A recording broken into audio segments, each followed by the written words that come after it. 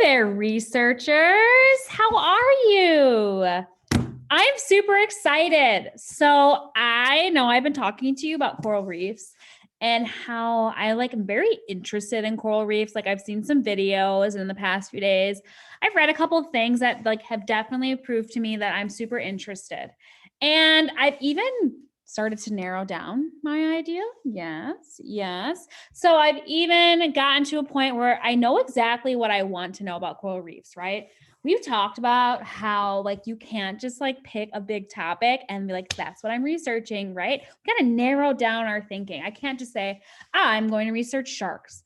Okay, that's cool, but what about sharks specifically are you going to be seeking out information on? So as I looked at kind of the information was out there and exposed myself to some of the really cool things about coral reefs, I was able to narrow down to 3 subtopics.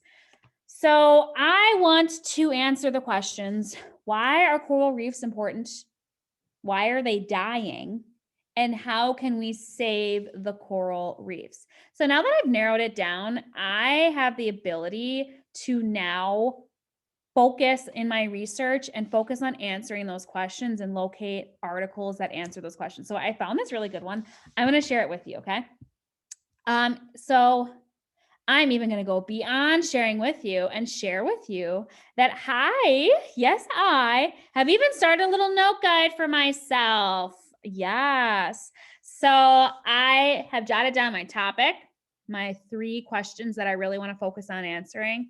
And I found this article. Scientists say that they can grow coral in a nursery to help to regrow the reefs. That picture really hooked me into and as I scrolled through, I saw a lot of buzzwords like hospital,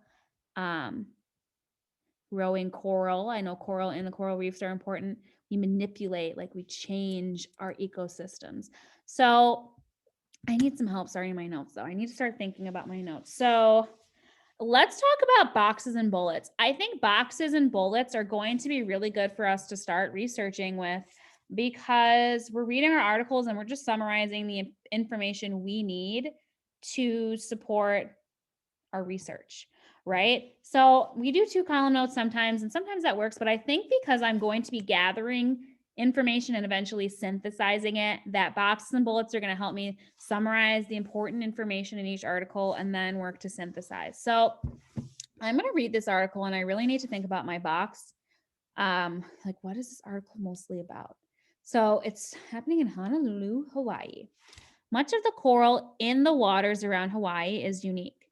It is unlike any other coral in the world because it grows so slowly. Its slow growth makes replacing Hawaii's coral reefs difficult when the reefs become sick. Corals are sea animals that stay in one place throughout their adult lives. Some types create a skeleton that stays in place after they die. The skeleton is also called coral. A reef is a mound of living coral, skeletons, and mineral deposits from other living creatures. Most coral reefs form in warm, shallow seawaters close to the surface. So I'm identifying this as the introduction. It's kind of telling me what this is going to be about. That second paragraph I'm noticing is really interesting, but I also am rescanning and thinking as I read, I'm like, that's mostly just defining for me what it is. But I noticed that it grows slowly, and it says its slow growth makes replacing coral reefs difficult when they become sick. Okay, so they grow slowly, and because of that, if they get sick, they die. So, what is the main idea, right? Your introduction, that first paragraph, the topic sentence even, does such a great job at explaining to you what the main idea is. So I think it's saying coral reefs in Hawaii, specifically, in Hawaii, grow slowly. Because of this, I'm not going to start a sentence with because. I'm going to say, due to this, it can be really difficult. I was going to say hard, but I was like, we're 4th graders now. We can use more challenging words. It can be really difficult to replace coral reefs when the reefs become sick. sick. Okay, so now that I'm like, this is the main idea. It's going to be talking about how they grow slowly and how it's difficult to replace them. All of my details are going to support this idea. And if I'm starting to gather details and they're not, then I need to revisit my main idea. So I'm going to go section by section here, and I'm going to start adding in my bullets. Oh, me. Oh, my. There we go. Hospital for native corals. Scientists in Hawaii have come up with a plan. No, we don't need the email. To grow large chunks of coral. Stop! It will take a much shorter time than it would normally. They hope to create a stock of coral to build up damaged or unhealthy reefs in the future. So that's my topic sentence again. It's letting me know that, hey, they're going to come up with a plan. I'm curious what the plan is. Let's read on. Biologist David Gulko manages Hawaii's coral restoration nursery. It is part coral hospital and part seed bank for storing samples of Hawaii's native corals. Gulko says that Hawaii's coral grows only about 1 centimeter per year. The more common species of coral around the world grows up to 30 centimeters a year. Those species are found mostly in warmer waters closer to the equator. He says that the way Hawaii's coral grows makes it difficult to have a traditional replacement program. The coral are usually housed in natural settings while they are grown. Therefore, it would take many years to make large enough coral pieces to rebuild reefs. Wow, I'm pausing. There's a lot of really good information here, and I definitely think I need to start jotting some of it down. Let me pause and give myself a few minutes to think.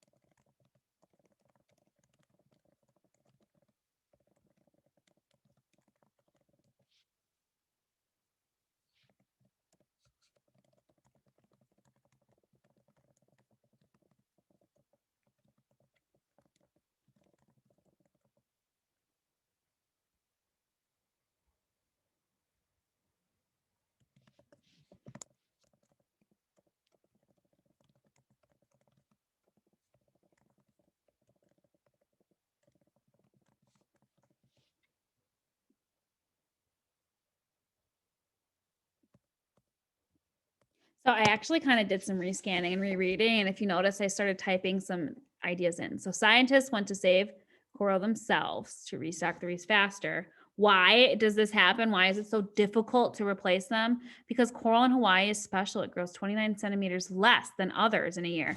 Do you notice how I didn't like recite that whole thing? I did a little math and I said, Hawaii's coral only goes 1 centimeter. Common species grow about 30 centimeters. That's a 29 centimeter difference. That's huge. So Hawaii corals makes it difficult. They're usually housed in natural settings while they're grown. Therefore, it would take many years to make. Okay. The larger the coral, the more space it provides for fish and invertebrates and all the things that are important, Gulko says. Invertebrates are creatures with a backbone, without a backbone, such as corals, insects, worms, jellyfish, starfish, and snails. You can't place a 100-year-old coral in less than 100 years until now with what we're doing. So now I need to know what they're doing, right? So I have a couple big ideas that I pulled out of here. Notice that my notes are not longer than the article, but I'm pulling out just the important stuff. I think I'm going to note one more thing and just say it is still difficult to grow on your own because coral need to be housed or stored in their natural setting or even like habitat.